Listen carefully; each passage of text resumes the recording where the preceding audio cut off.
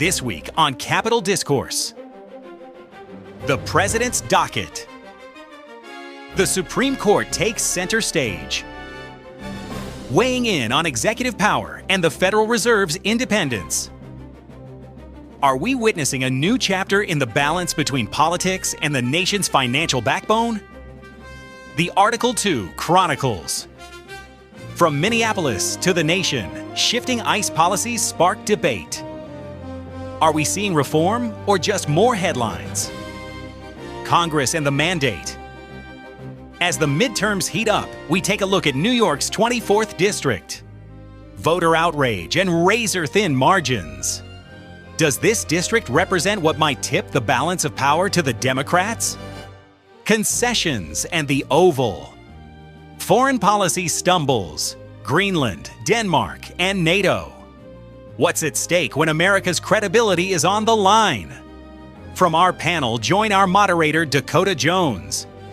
Panelists Richard Cardoza and TJ Fields, plus special guest Jim Cannon from indivisible Oswego County, as we break down the stories shaping your future. This is Capital Discourse, where policy meets the people.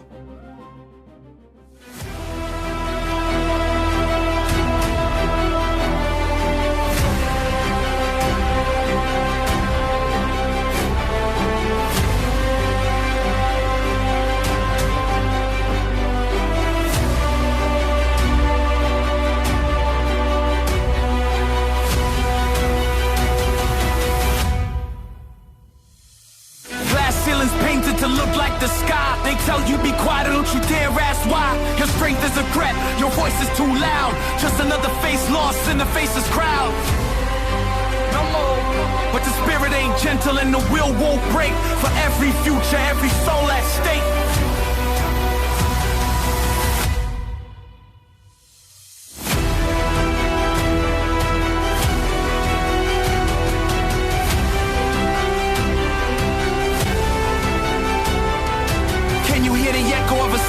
Scream, shattering the fragments of a broken dream.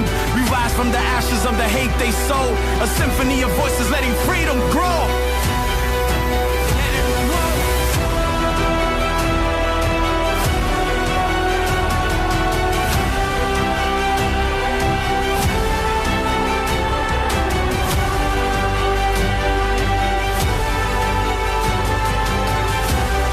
The old world is burning. What will you build in this place?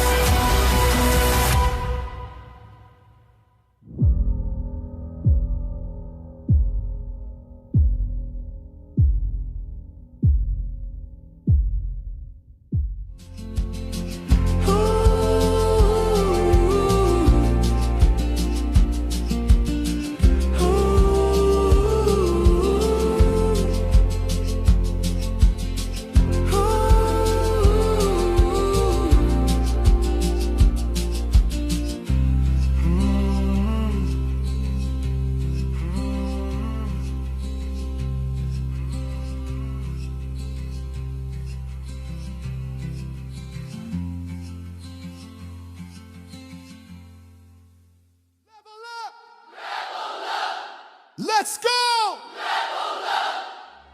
Stronger!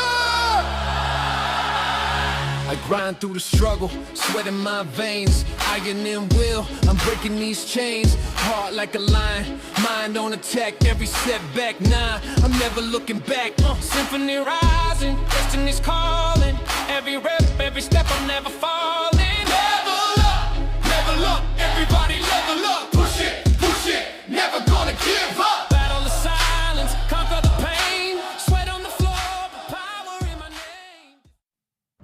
Hey y'all, welcome to Capital Discourse, where the stakes are high, the opinions are higher, and the caffeine is somehow always cold.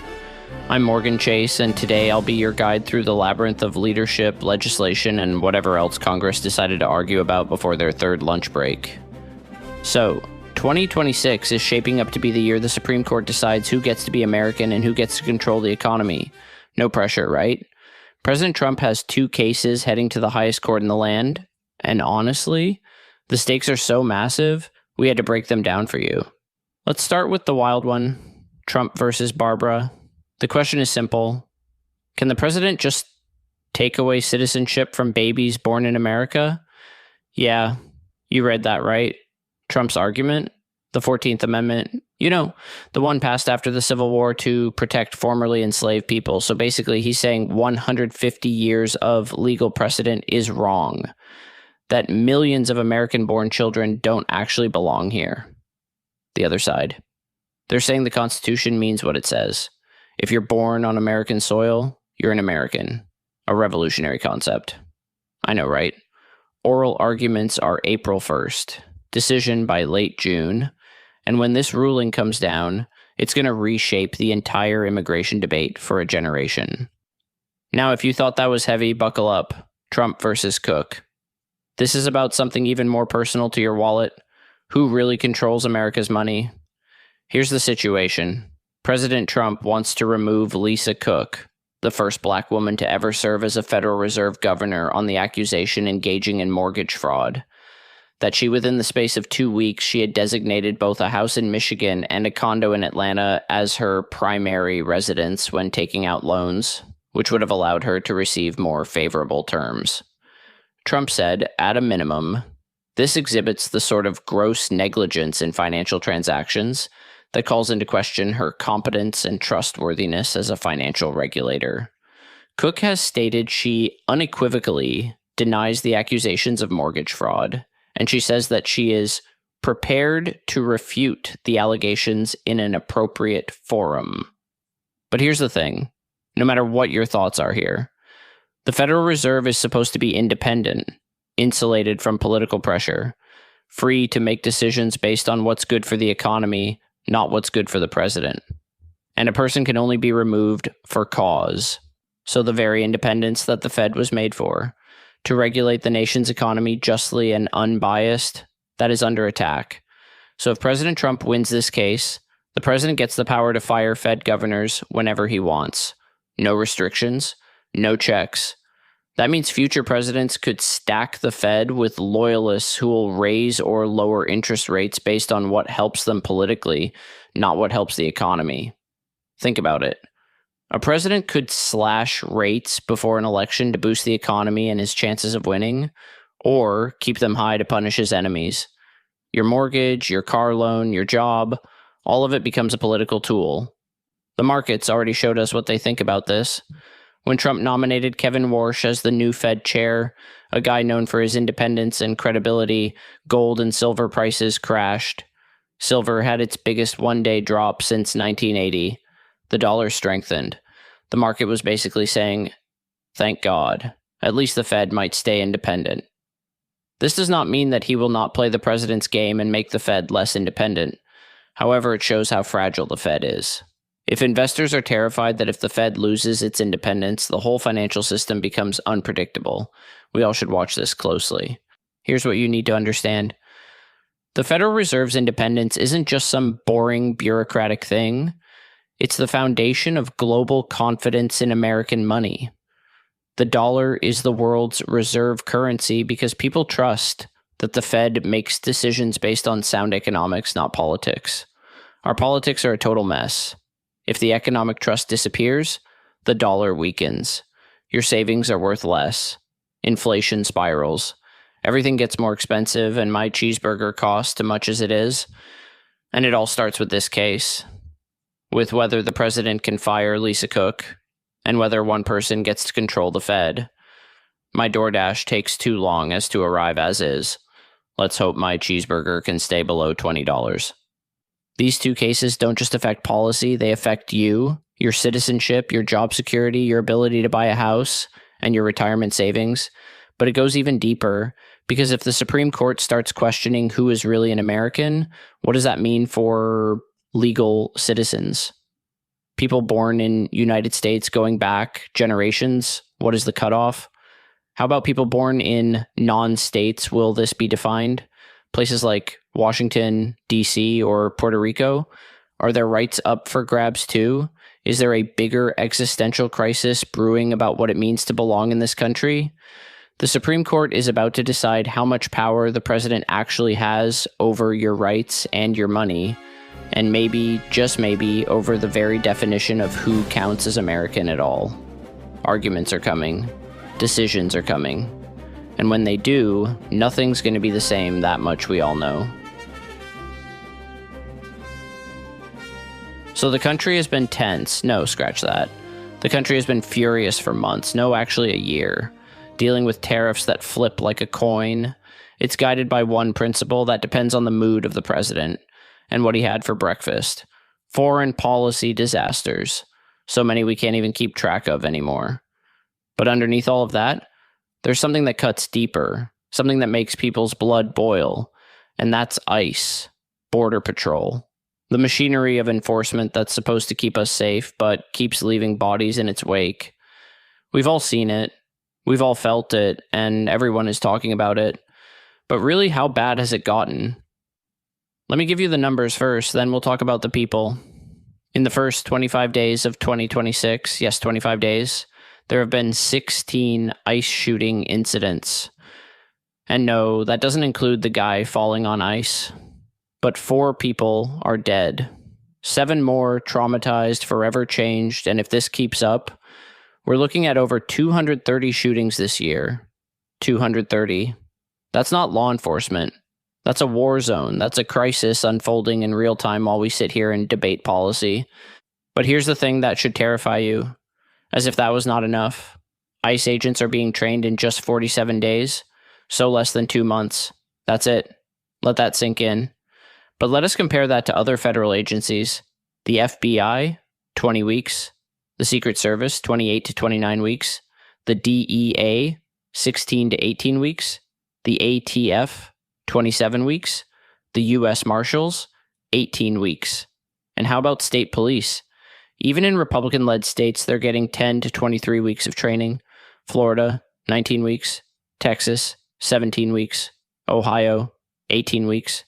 But ICE, 47 days. The shortest federal training in America.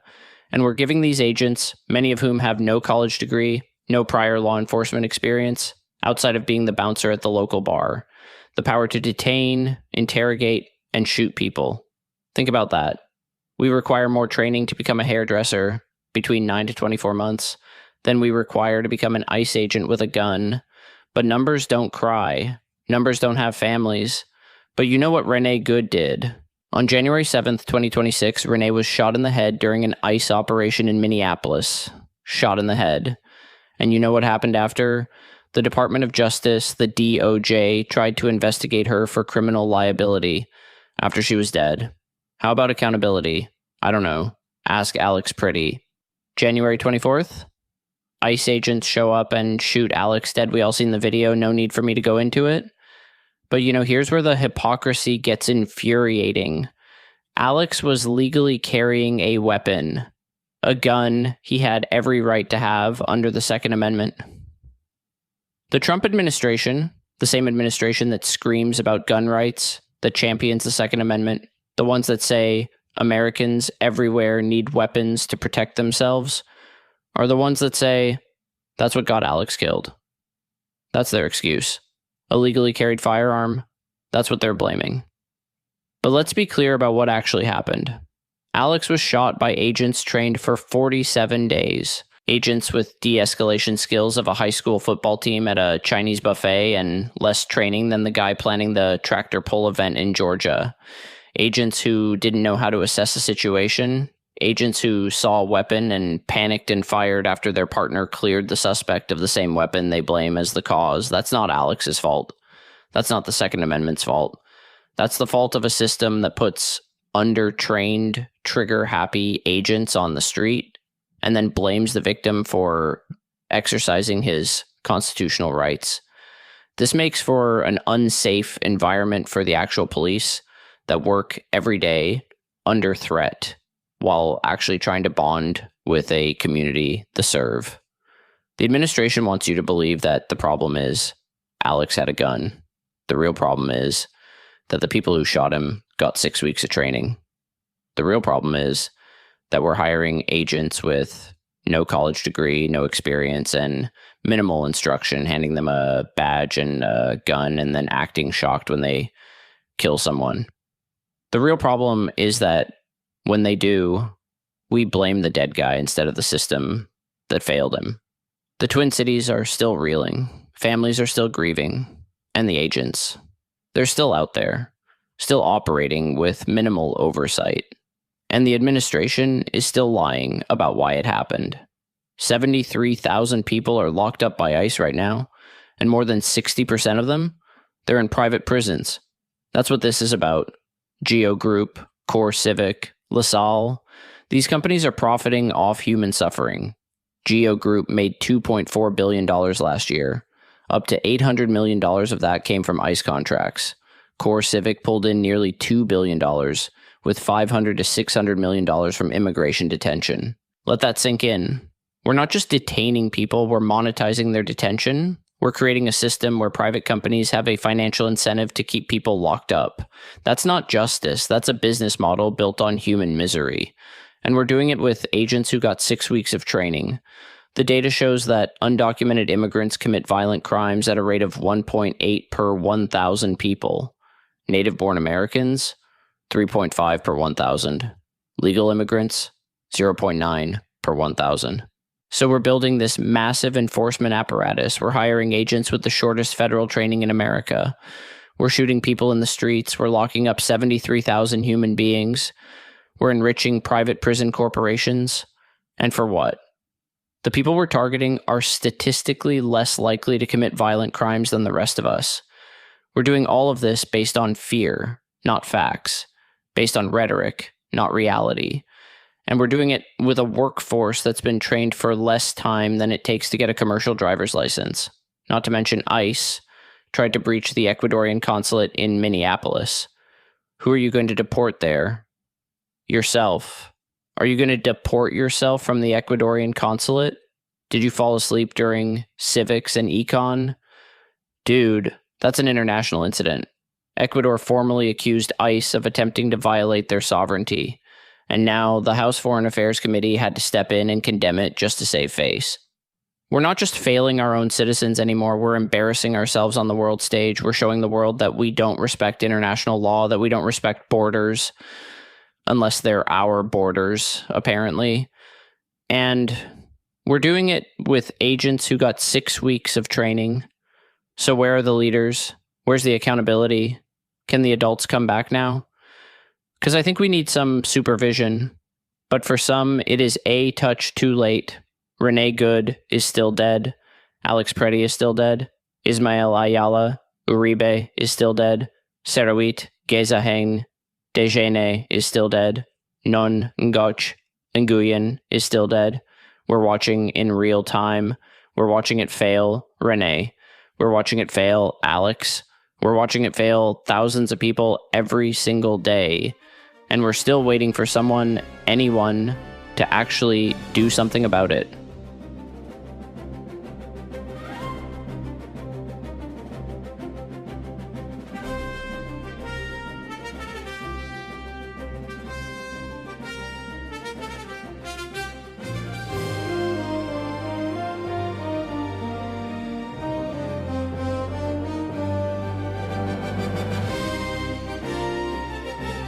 So here we are, less than a year away from the 2026 midterm elections, and Congress is basically having a collective meltdown. Voters in places that never vote Democratic are suddenly losing their minds and realizing there is a second column on the ballot. Mitch McConnell's out, John Thune's in. And suddenly, Congress is acting like they didn't spend the last few years frozen in time. So here's the thing. In 20 of the last 22 midterm elections since 1938, the party in power has gotten absolutely demolished. The only times they didn't, George W. after 9/11, when people were too scared to think straight, and FDR in 1938. Republicans currently have 220 House seats. They need 218 to stay in charge. That's a margin of 2 seats between power and irrelevance. And they're sweating. Here's what's wild. The anger isn't just in blue cities anymore. It's in suburbs. It's in college towns. It's in places that have voted Republican since Reagan was president. People are pissed. And in New York's 24th congressional district, a place that has suburbs and college towns and has lifelong Republicans who are just done with this mess. Claudia Tenney, who has been representing New York's 24th since 2023. A swing district, Trump won it in 2016, Biden won it in 2020. And the voters are asking the most basic question: what have you actually done for us? The honest answer? Not much. Tenney has passed zero significant legislation for her district. Infrastructure? Nope. Healthcare? Nope. Cost of living crisis? Definitely not touching that. Instead, she's been busy doing what Congress does best, talking a big game while delivering absolutely nothing. Constituents can't reach her office. Town halls? Rare. Responsiveness? Minimal. She's basically a representative who represents nobody. In a district tired of partisan nonsense, Claudia Tenney is the embodiment of what voters are voting against. A member of Congress who shows up, collects a paycheck, and pretends to work. The problem, though, this is happening everywhere. Congress has become an obstacle, not an advocate. And voters are finally noticing. But wait, there's more.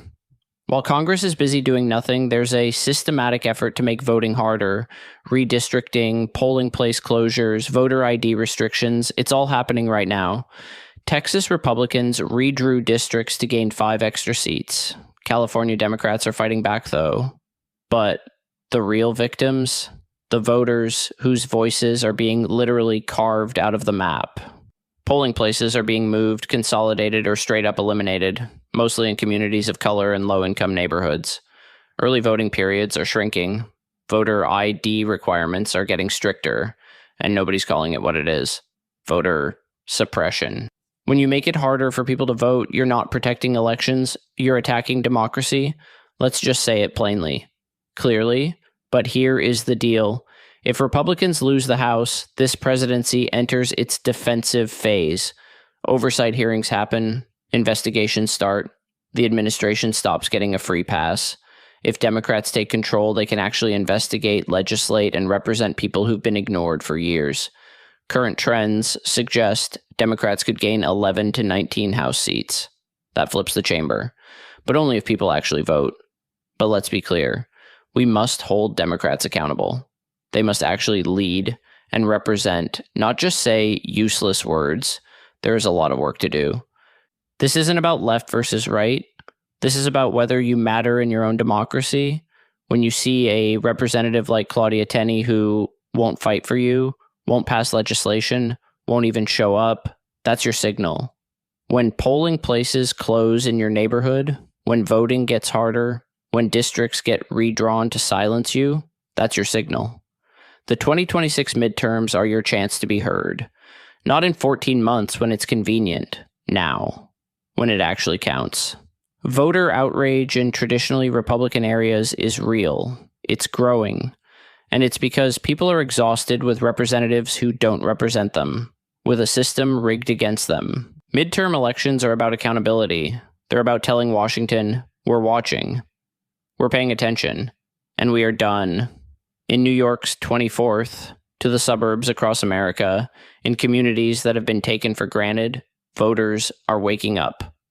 They are waking up, waking all the way up. The question is, will you? November 2026 is coming. Register to vote. Know your polling location. Bring your ID. And for the love of democracy, vote. Because democracy isn't something that happens to you. It's something you have to fight for. Peace through strength. Sounds great, right? Except it's not working, it's backfiring, and I'm genuinely confused about how we got here. Tonight, the Greenland Gambit and the stunning hypocrisy behind it. Buckle up, buttercups, first up the disaster. The Trump administration spent the last month of 2025 trying to buy Greenland, and when that failed, they spent the first month of 2026 trying to seize Greenland from Denmark, a NATO ally. Not negotiate, seize. Oh, but wait. Here's what that accomplished. Nothing. Nothing except making us look completely unhinged and proving this administration doesn't understand nationalism.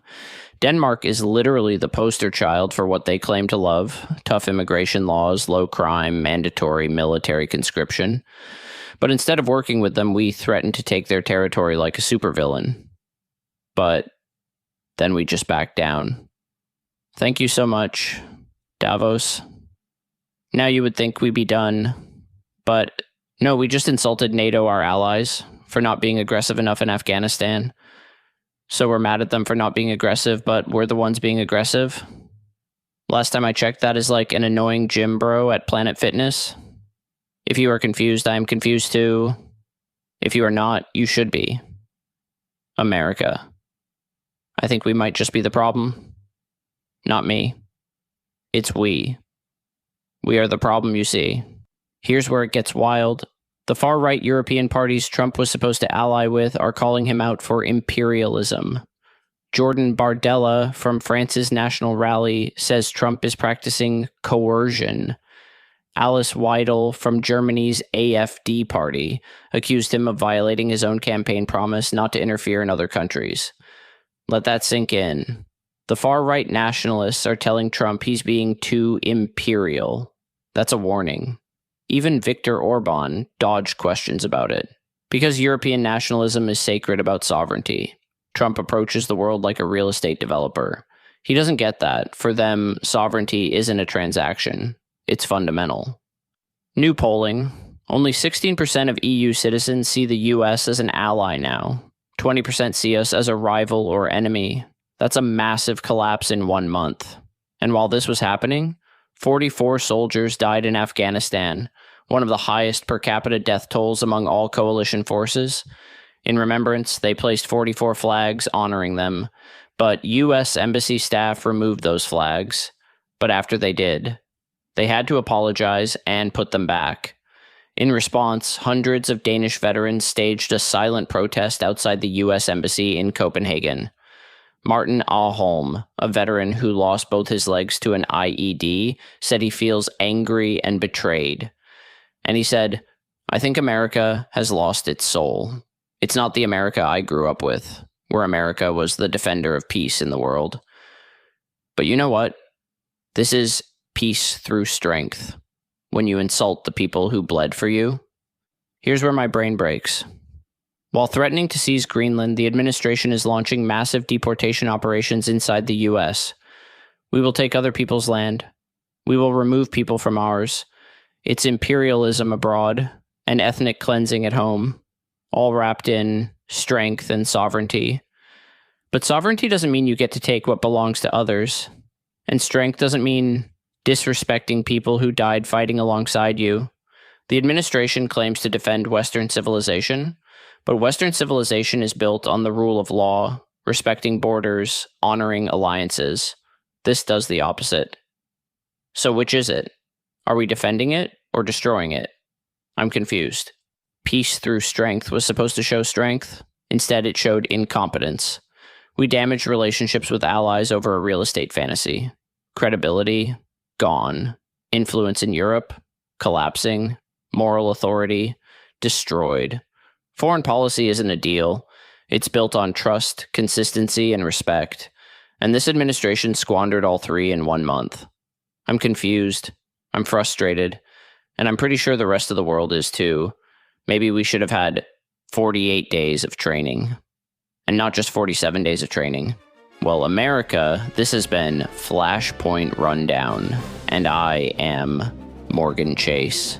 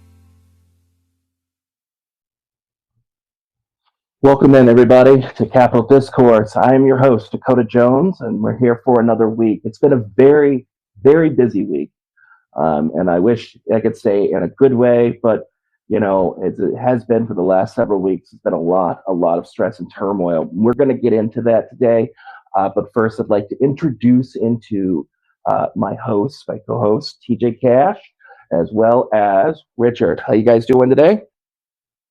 Hey, what's going on, everybody? And joining us from the indivisible Oswego County as well is Jim Cannon. How are you doing today as well? Good, thank you, sir. How are you? Outstanding. TJ, I know I cut you off there. How are you doing today? I'm doing pretty awesome. Outstanding. Good. We're going to really kind of just dive right into this. We've had our intro monologue already being provided to us. So we're really going to hop into these court cases. We know that there's been a lot going on, a lot of movement inside of the Supreme Court. We know that a lot of cases have brought up. Birthright citizenship is on the docket currently with that, and we know that has been under fire. It's disturbing to me how this administration has really kind of just done a full frontal assault on the rights that have been provided and have been unquestioned for 250 years now. And yet, for some reason, we've chosen this time as the appropriate time to try to remove birthright citizenship. We've done an attack on freedom of speech. It seems to me that this administration has really kind of decided that when it suits them, they will get rid of it. But then when it doesn't suit them and they need it, it's okay for it. We've seen this multiple times already. I know, guys, you guys are will not bend and throw anything in at any point here. But when it comes down to it, we've got multiple cases here. I know that Trump versus Barbara, that's going to be against the birthright citizenship that's coming up. We've got Tim Cook. Cook from the FTC, the Federal Trade Commission. She was fired, and they are challenging the independence of the FTC as well, because they wanted to lower the interest rates, and this has been a fight between the federal chair as well as the president and his administration. And this has really been going over the inflation. There's so many pieces here to the puzzle, but one of the biggest things that really kind of comes at us, what we've all witnessed in the last week here with Minnesota and inside of Minnesota, Minneapolis specifically, with the multiple injuries and shootings that have taken place during protests and the shooting of both Erica Good as well as Eric Craig. Guys, you want to give me your thoughts, because it's a lot. Yeah, I mean,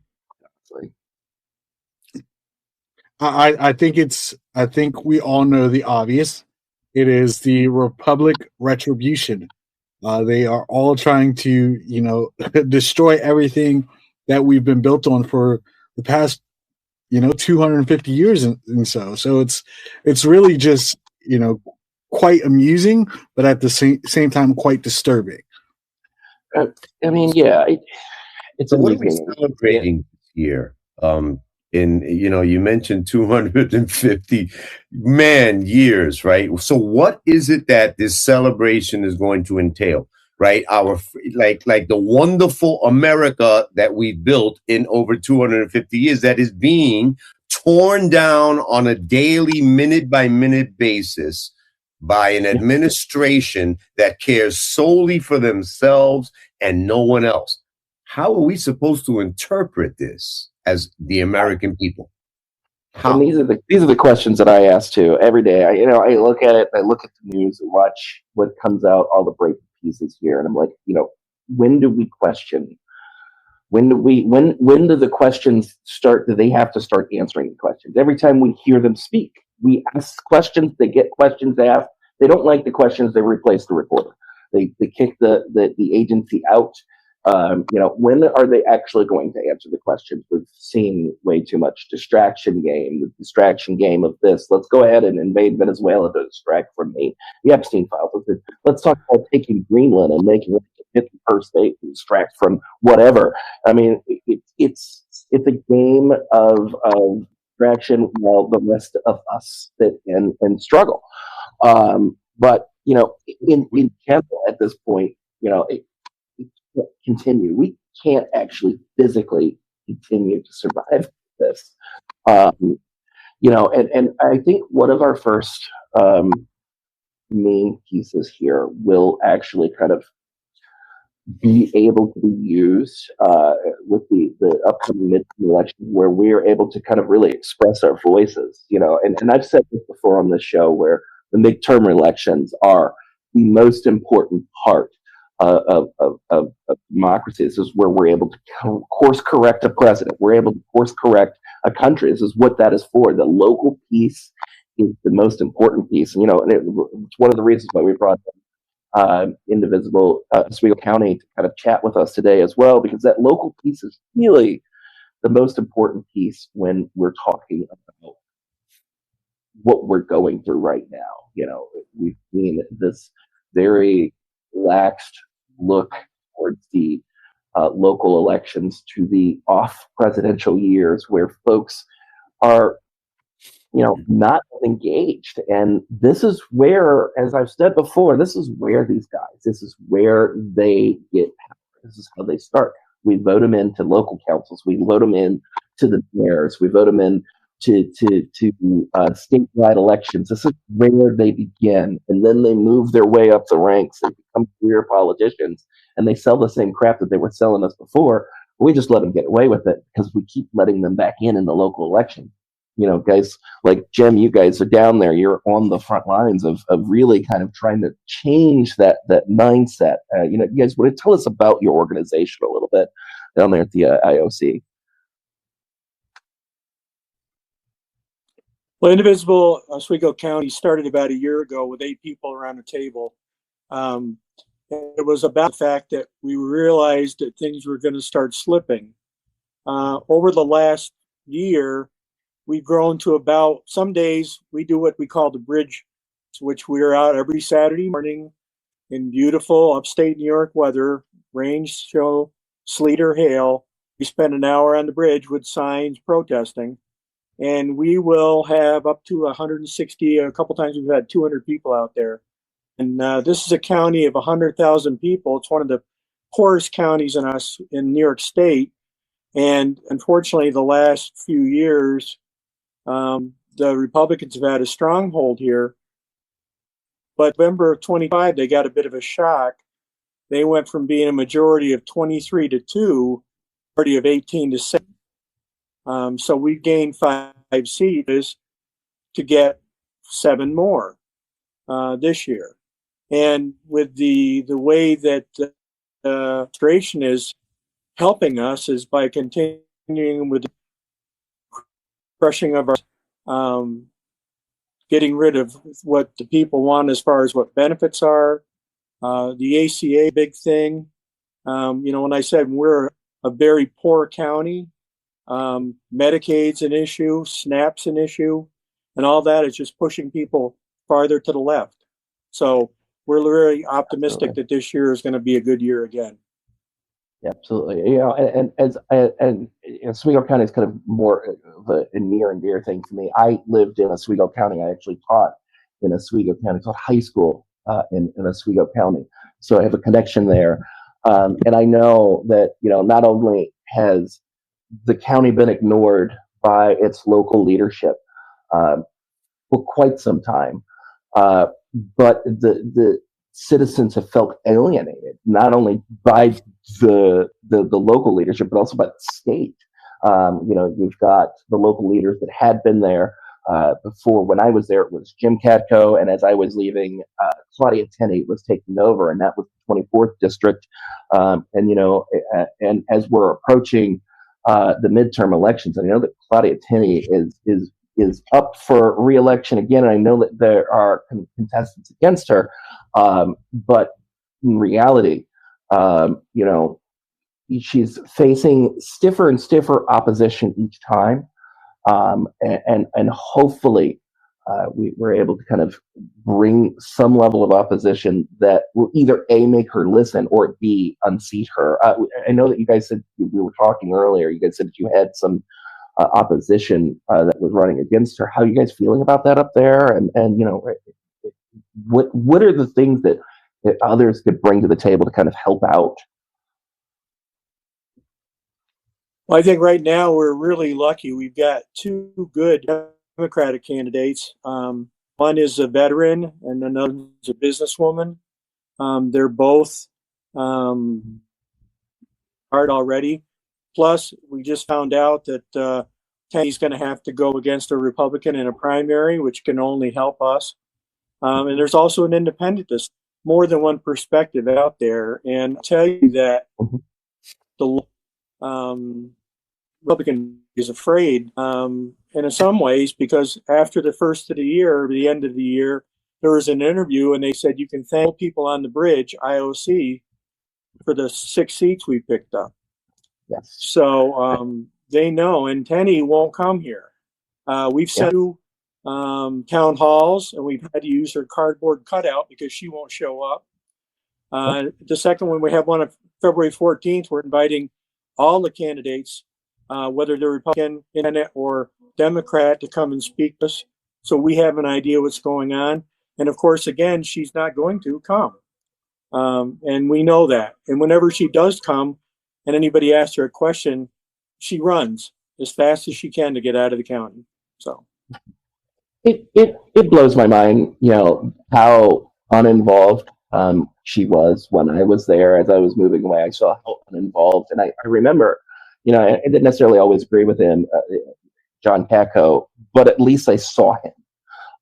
And I don't think that you guys have actually seen her in any event at all while I was there. I know that much, but then I think afterwards, I know that a lot of people have told me that, you know, we're not represented, and that's frightening. It's frightening, you know, that you know, you're in a district and couldn't be bothered to be, you know, attend. And Oswego County plays a very large role in politics as a large inside of New York State. You guys have are home to, I believe, Will Barkley in Oswego, you know, where he, you know, Republican, but he is the minority leader inside of the House there, or the Senate there, the Assembly.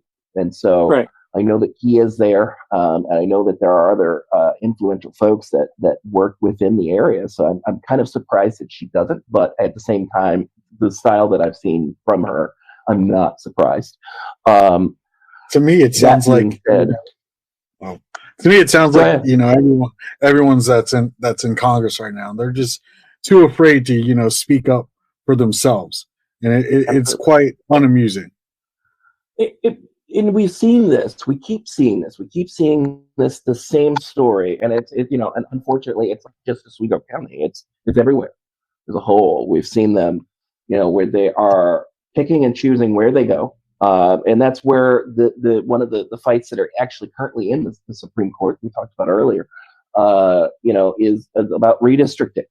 And we have this full frontal assault of redistricting that's going on inside of the county, inside of the country, where, you know, we're going to disenfranchise certain groups of folks and make it so that, you know, your vote is less impactful.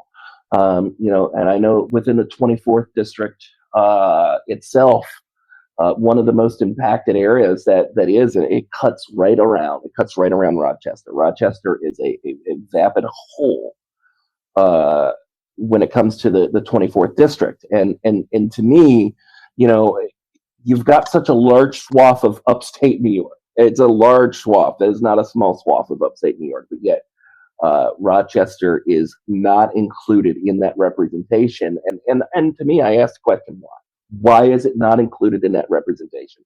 Why are we sitting in moments where, you know, we're sitting there and we're asking, why is, you know, their vote not a part of a district in which everything around them affects them? 104 runs right through Rochester and goes right to Buffalo. You've got all of the events that happen in Buffalo. They also share, and I know this. We're working in television. We know we've got stagehands that work all over the state. A lot of the stagehands will go to Buffalo, and then vice versa for shows out there. Their economies, our economies, are all intertwined. Syracuse as well. This is one upstate family, yet they are not included. Why is that the case? Why do we continuously see where groups of folks are disenfranchised? I can tell you, my point of view is that they don't want them included because they know where they're going to vote. They want the rural areas. They want the areas where the vote numbers are going to be down, and they can control the numbers. You start adding cities into this, and then you start adding questions and how the vote's going to go, and you want to guarantee that this is going to be this way and that way. And then we're continuously doing this redistricting purposely, not just there, but also in other states. Texas was big in the news over the summer, where they were redistricting just to do it so they could pick up 5 more seats of Republicans and disenfranchise more voters. We've seen it in Georgia. We've seen it in California. They're kind of pushing back. They're pushing back against this now and trying to even the game. Yeah, I do love how LA countered and gave him an uppercut. Absolutely. And they did it. Feature this for 1 second, right? They did it the Democratic way. They voted on it. They let the people. They heard what the people had to say, and they took that into consideration before they made a decision. Like, okay, this is what it is here. We're countering what you guys are doing. Speaking of redistricting and all of that, I'm sure you guys have heard on the news, what they did there in Georgia. They're there. The FBI is, what do they gather in 2020? They're going back 6 years to find what? Like, no, I'll tell you what my take on it is, right? It's another form of rigging the election. So what, Yeah, we're going backwards in time. He can't let go of the fact that he lost that election. He can't let that go. It's got to be fake. It's got to be false. He can't let the fact go that he lost the election, and that Georgia was one piece of the pie in what he lost. Even if he won Georgia, he still lost the election. Electoral count wise, he would have still lost the election. And he's holding on to Georgia in the back of his mind, even though it wasn't close. So if we think about this, he's using taxpayer dollars to pay the FBI to do his bidding. And why aren't we, the American people, making a lot of noise about that? Like, wait, time out. That's our money you're using for your purpose that we already discussed in 2020. All the courts in the land indicated you are out of your freaking mind.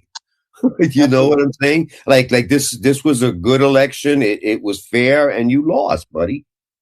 Yeah. But as you say, Dakota, he cannot swallow that. Go ahead, Jim. I know you're trying to say something. Dude, this is a shell game. It's a huge shell game. You keep shifting things around. You're so busy being incensed about one thing, they've already moved on to the next. Yep. So that's just one more part of the shell game. Well, we should know this from the first time he was in the White House, right? The resident occupied the White House the first time and did things the same exact way. The only things that he had to kind of slow him down were people who knew better, right? But Absolutely. Look what he did, and he did it purposely because now there's nothing to stop him. Really nothing to stop him. When he said, how do you make these decisions? Oh, whatever goes into my head. I'm paraphrasing exactly what he said, but it's like, what? Are you serious? That's how we're living here in the United States of America? Whoa. And the question, too, that we should all be afraid of is that during that same interview that you're referencing, they asked, what would stop you from doing something? And his response was his own morality. And his own morality. That's what it was. I question what the morality, where his line is. Where is his red line? Because I think that his red line is in a bizarre land of which is make believe, and we're going to see a lot of things happen if we don't start stepping up soon. And the first part of that is the midterm elections. It's the midterms is where we need to really push back. And being honest, I don't see a red line for Trump. Right. I think the red line's not there unless his name is on it, and he's going to keep pushing that further and further beyond as long as he can. I mean, at this point, I don't believe we're going to have a full 8 years of a Trump presidency, but he's going to push it until he can. Fortunately, he's already done 4. Hopefully, the Constitution holds in place, and they don't let him run for another term here. I know that he's been floating that time and time again, and every now and then it seems to slip back out that he's going to run. And for that, that's frightening. But be that as it may, if we're going to throw the Constitution, look at the bright side, though. If he can run again, so can Obama. That was where I was going to head. I was like, if he's going to run, Obama's going to run, and we saw what he's done, what he did the first 2 times. So, oh my God, he's going to run a 3rd time. That happen. I would love to see that happen, just to see where that goes. Oh my God. But with all this being said and all of this discourse being said, I'm always that guy that tries to find the center line, and I want to be very clear, also to say that Democratic Party, we wound up here for a reason, and we wound up here because we stopped listening for quite some time, and this is how on the national politics we wound up here. On the local politics, we lost the engagement.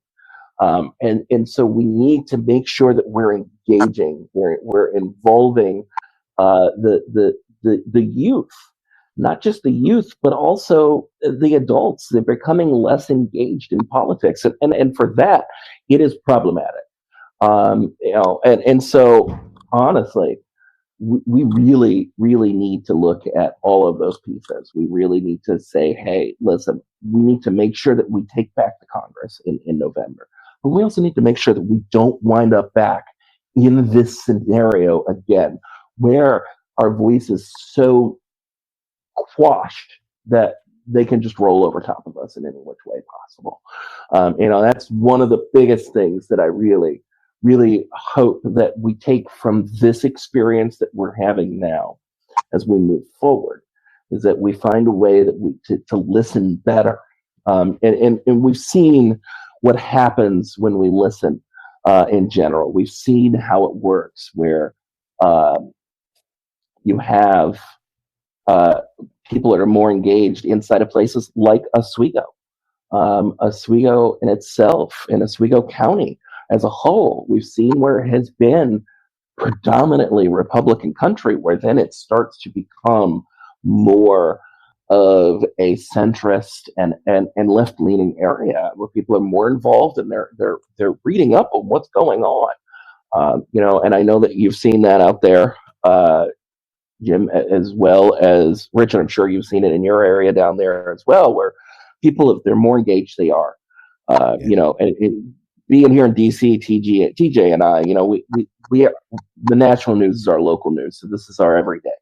But in places like Oswego, where those numbers can really tip backwards, and if you guys want to add in anything there, you are more than welcome to. But I think that's really kind of be one of the things where we have to engage and continue to engage and continue to listen. Otherwise, we're just going to walk away again. We can't afford to walk away. Is doing research. We have a higher than average veteran population, and I think that's also helping to get people out as well, because we've seen, as veterans, we've seen things we don't want to end up being. I was in Germany in the 80s when the curtain was still up, and we were one of the first tickets for the Russians when it came time for the flag to go up. So I think we know more what this could lead to. I was enlisted, I was an NCO, and I was an officer. And I know what the population of the Army is now, and I know they're will allow things to go on that other people are afraid of. I still have that hope. And I was in too. I served during the second war, right after 9/11. So I went in. I was over stateside, but I was at Fort Detrick, Fort Meade. Spent some time in Pennsylvania, out in Missouri. I did a lot of logistics internationally for the Chemical Corps. And so, like, I know when I see things and I see how it's going as well, like, I cringe inside. This is not how I was trained. This is not how things are supposed to go. And it blows my mind sometimes when I hear the Right. words that are coming out of these guys' mouth. Like, why is that a thing? So, and I know that with the increased veteran population in Oswego, it plays a major factor in Oswego County as a whole. But I think that the youth as well are more engaged overall. And with that, honestly, I think it's really helping a major factor, because a lot of the youth were typically, I think, especially the ones that would be engaged, I noticed when I first moved in, they would pick up and move and go to cities, and then they would stay. But I see a lot of them are really kind of staying. You see them going to Oswego State and other places. And quite honestly, I think that that's mirroring throughout the country, where kids are staying home. And if that's the case, then it's a factor, because it's going to play, I think, into these smaller towns where you're going to start to see some more of that centrist and left-leaning views, which were not there before. But, guys, I don't know what your thought process is there. So much is going on, the conversation's just not being had, I think, in these towns that are, and now they're starting to have these conversations again. Well, speaking of veterans, I've often thought Well, I think that one of the things too is, Go ahead. go ahead. Oh, speaking of veterans, I think one of the things too up here, I'm sorry, go ahead, sir. I think up here, the big thing is too, we're getting a lot more what you might call white collar jobs, and a lot more people are coming in from the outside. It's a lot different perspective on people who are living here now than you did 10, 15 years ago, when it was now it's no less. Now it's Constellation, it's the nuclear, another nuclear plant in here. Micron's starting to come in. I think that's going to affect it as well. I think that is going to play a major role, as well as we bring some of these tech-heavy jobs into these smaller areas.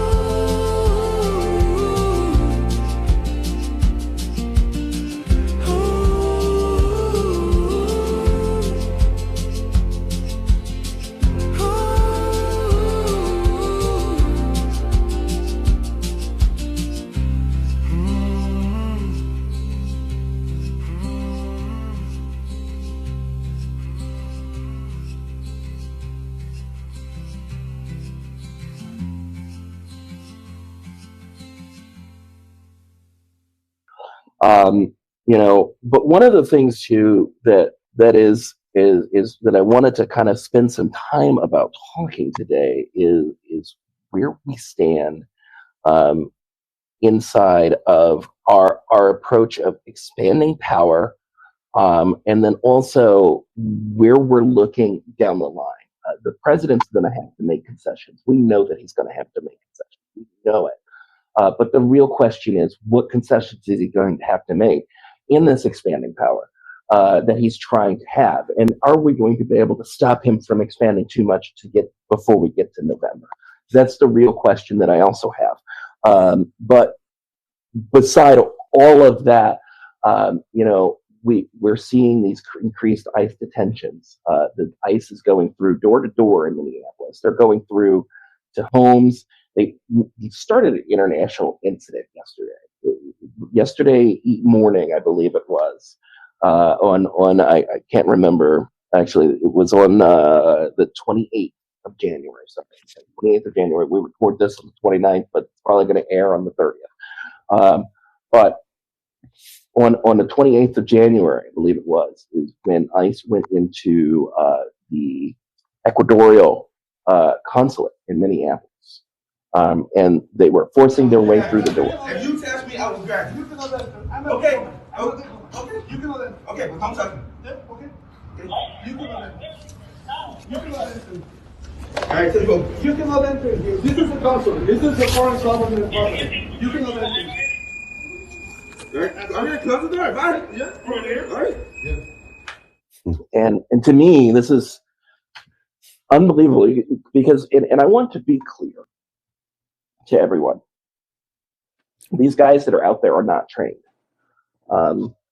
It's 45 days. They're going through training and giving them a gun in 45 days. They have lowered the ICE training threshold to 45 days. You see in the military, you see them, we go for, I believe, my training was 17 weeks I went away for. I don't know how long you went for, Jim. 17 weeks was my basic and my specialty training. And then I had another outset of training after that.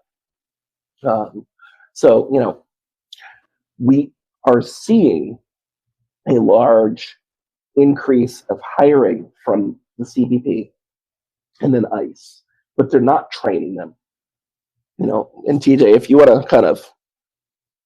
Yeah, I got a lot to say about ICE. I was going to say, my thing is, I don't think it's the training there. I think it's the intel that they're receiving on the grounds. People are just letting them free run, and they're kind of just taking it as life is GTA right now, and then think they have free reign over everything when they really don't. You're absolutely right, and you know what? It's one of those things where. Sorry, I had to step off camera for a second, get a drink, because I was actually dying over here. You're absolutely right. I see this lack of training and lack of training to deal with individuals while they're out there. It's one thing to train somebody to go out into theater. It's another thing to train somebody to go out into a theater where you have to engage the civilian population in a way that's constructive and not create a hostile environment. This is not happening. There is a reason why police officers go for so long to police academy. There's a reason why these guys spend so much time learning how to work with the population. It's not because they need to learn all of these combat skills. It's so they can learn how to speak and talk with the communication skills and understand the community that they're going to serve. And they're not getting this. 45 days and out there. And it's not okay. It's just not okay. You said it last week. We saw the number 45, and we see why it keeps coming up. It's just going to be very amusing. 47, yeah, sorry, but it's going to be amusing to see how we move a little in a little bit of time, because to my knowledge, I think we're seeing the diminishment of the ICE functionalities, and they're not going to be able to, have that free reign like they have now. Yeah, but I think the biggest thing that my take away from this whole thing with ICE is that, you've got the adults that are on the run. You've got people that are afraid to go outside of their own homes, and they can't get basic services. But the biggest thing that I really take away from this is the fact that we've got little kids. We got little kids, little children, 5-year-old children, whom are sitting in court, ICE court, with just their guardian ad litem, and you've got a guardian ad litem that's representing these kids, and they're sitting there and they're asked to defend themselves. These sometimes are 5-year-old children. What the hell? How are you supposed to? How is this okay? None of this is okay.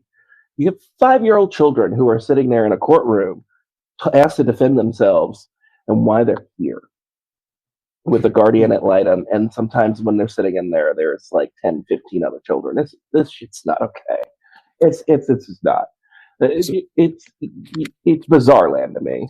There was a reporting today that one of the oh gosh, what is her name? Anyhow, she went in to make a visit to the ICE facility where they have this 5-year-old child, and he was pretty unresponsive.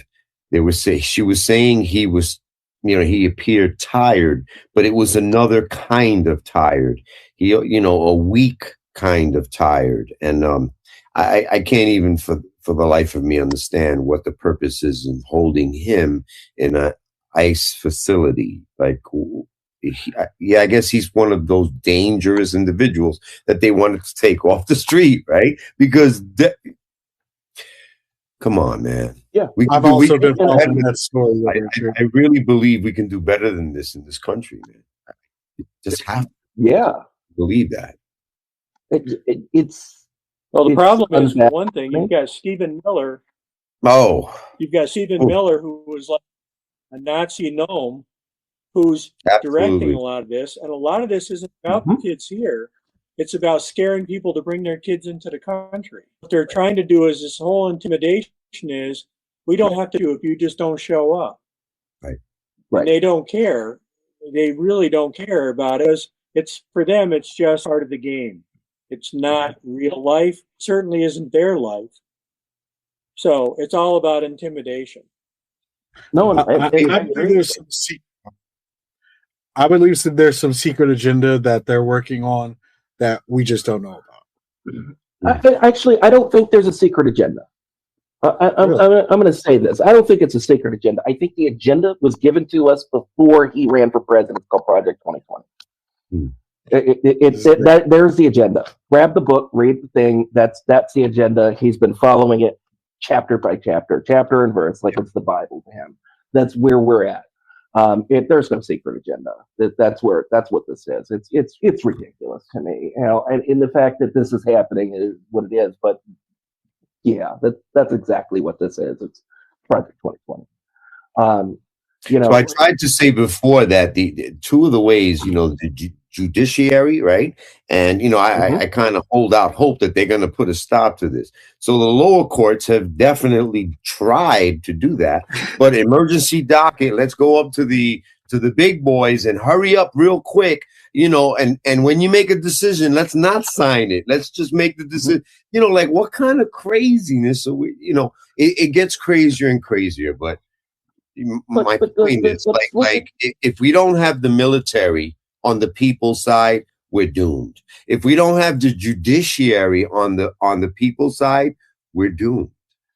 Understand that we will not be the same ever again, ever. And I think part of this is too. It's very staged.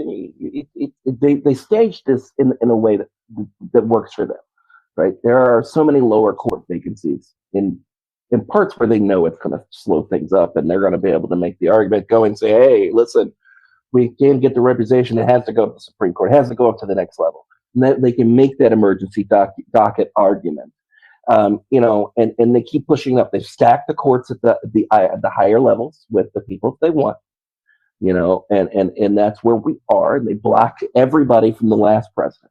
They blocked everybody towards the end of the last president we wanted to put in there. So he had no choice. Nobody had to take what they allowed him to put in.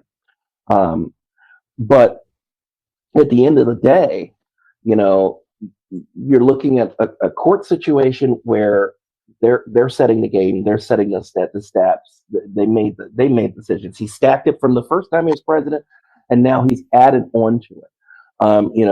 It's frightening, and then you've got these judges in there who've been there for some time, and now they're showing their true colors of who they are. Now they've got a conservative Supreme Court. We've really kind of seen where Clarence Thomas lays. This guy was pretty quiet for some time, and all of a sudden, he is loud and very, very, very vocal. It's one of those things where the justice is tilted towards this political scope, which it should never have been. It was not supposed to be a political. It's not supposed to be a political court. It was designed as a separate branch for a reason. And I know in a very charged world, it's hard to make that happen 100%. But when you're a Supreme Court justice, I feel as though that you should not be weighing in, and we've seen that way too much inside of the political world. We've seen the Supreme Court's justices taking, donations and gifts, and this is something that just shouldn't be happening. That there needs to be oversight to that, and I think this is where it all comes back to. In the lower election, the midterm elections, is where it's going to be, where this starts. We've got places like the 24th district. If you get more people out to vote that care about the situation, you will start to affect that change because their voice is heard. And we've seen from the Rust Belt where the last 3 presidential elections have been decided. It has been truly decided in the Rust Belt. We've seen growing tension in Michigan, in Minnesota, in Illinois. We've seen that growing tension that grows there more and more by the day, and that Rust Belt has been deciding the last 3 presidential elections. It's been a big hand in how and who has been decided to be the president. And so, there we really have to try to get them involved. We really need to get them to that point to where they're a part of the conversation more. But in places where the Republicans have been comfortable for a very long time, for a very, very long time, we really need to get them to that point too, where they are truly able to come out and be a part of the places like Oswego County, places like Oswego and Fulton. Really, when you start to make them play defense in places where they've never had to play defense before, and then you're playing offense in a place where they want to play offense, and you're putting them completely on a defensive campaign, then they're going to lose because they're going to have to spend money in places that they didn't want to spend money, and that's what's going to happen. And so while I hope that Claudia Tenney, I really do, I just like to see her be unseated. I hope that she's unseated. I hope that she is unseated, but if she is not, I hope that they have to spend so much money in trying to keep her in office that it allows for other people in other districts to get through at the very least, because that's really what it comes down to. We've got to make them spend the money. Where are you guys at on that thought process? No, I totally agree with you. Hitting them right in the belt where they're most prominent at. That's where they're having the most focus, trying to get all the money back that we're spending on unnecessary things. So let's look at it this way: is county going to be unnecessary in a few years? We'll see. I mean, but at the end of the day, and I know that we're running short on time as a whole for this today's talk, but at the end of the day, I want to see a greater involvement from the community, and I know that everybody here will probably echo that same sentiment. I want to see a greater involvement, greater response from the community. I want to see a greater turnout from the small and rural towns. I want to see them be more interested in what is going on nationally. It's part of the reason why I write what I write for I Heart Oswego, trying to bring them the truth of what is actually going on down here in Washington, D.C. Because by the time they get it, it's full of spin and bull crap. It just doesn't make sense. So I hope that we have that. I hope that we have that involvement from at least this midterm elections, where people see that the things are not okay. They are not okay. And we need to make some level of change. And I know, in Jim, if you want to just so that everybody has it, I know that you guys are having another town hall again on the 14th of February. Is that it? 4th? Or 14th of February, yep, right here in Oswego. And I will tell 14th you of February, they're having a town hall. Small town. Yeah, one of the things about small towns is one of the things we found very effective is letter to the editor. A lot of people still read the paper up here. A lot of people go to iHeart Oswego and read. That's where my assemblyman, who I don't like to say his name, puts a lot of stuff out. And so we are being able to get to the grassroots that way. And we're getting more and more people to the legislature meetings.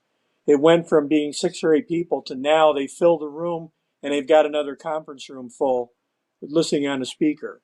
So the more that they see, the more they have to listen.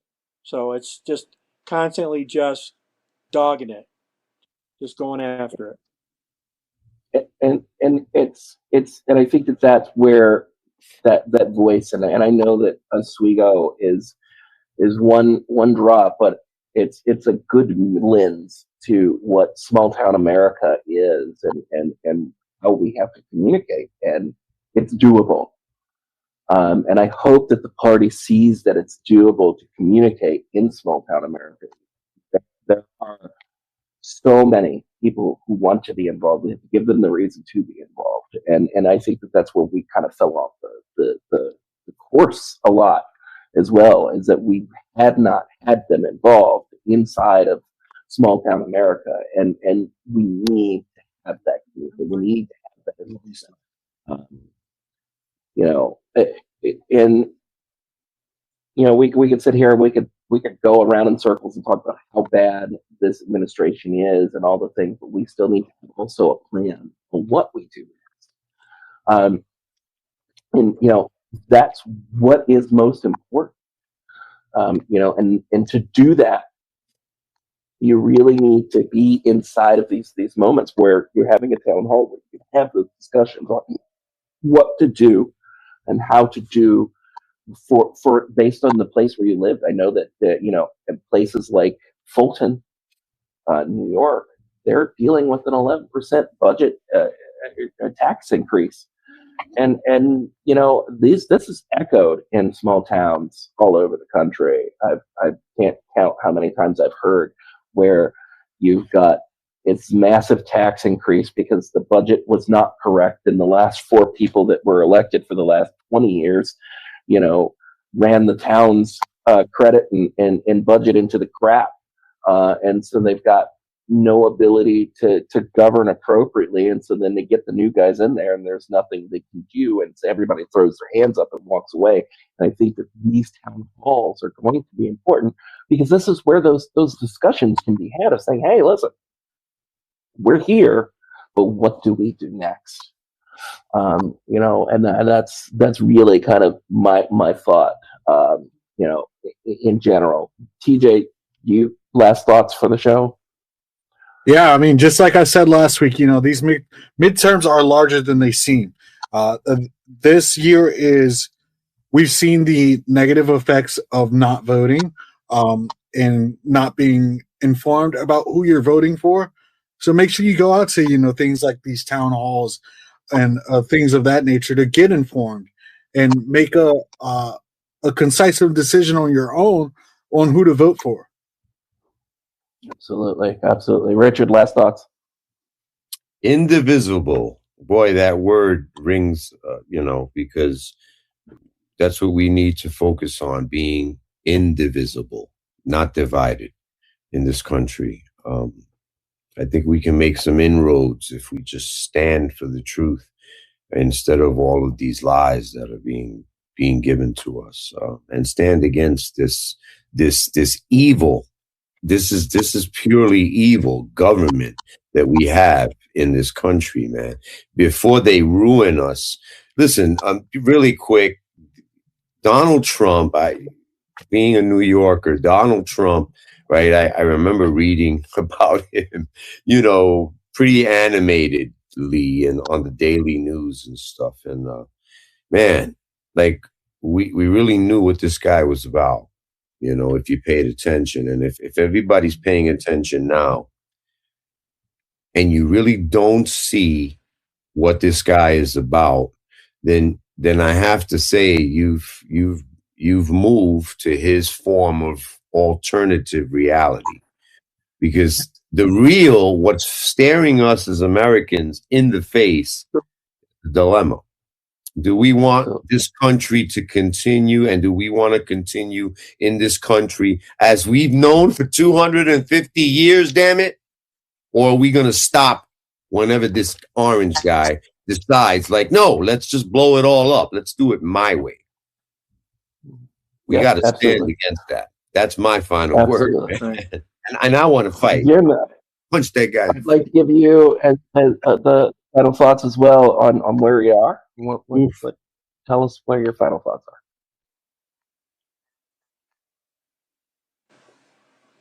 I think we're in a good spot. I think we can be in a better spot. I think we need to literally just stick together. Just like he said, indivisible. All stick together for what's right and not what's easy, not what you're being fed. Absolutely.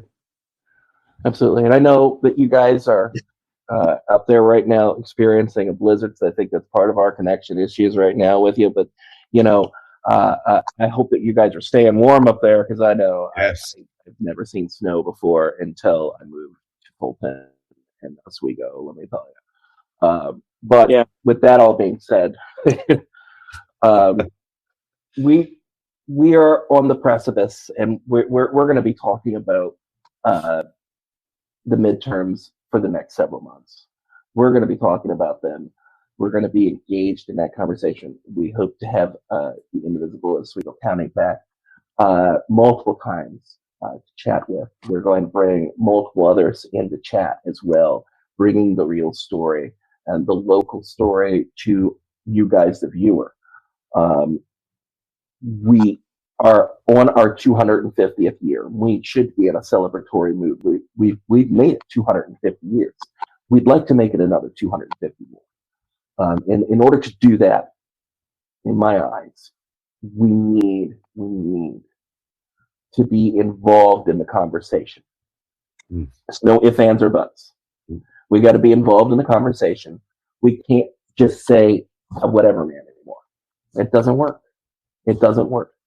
Because then we wind up with people like Donald Trump and his current cabinet. We wind up with people who don't know what they're doing, like, you know, his current cabinet, interior, his entire cabinet. And specifically, I was going to go with our fake Barbie doll. Oh my God! Interior of you know, so you know, ooh. But like I said, we have to be involved in the conversation. We have to be a part of that conversation. It's very important that we are part of that. And as things progress throughout this year, I hope that we're able to bring the news to everyone and the honest news to you guys, and so that you're able to decipher what is from what is not. And so with that, I wish everybody a good week. And we will be back next week with the news. And we'll be talking about the same rundowns of the things that have happened throughout the week. So have a great week, guys, and we'll see you.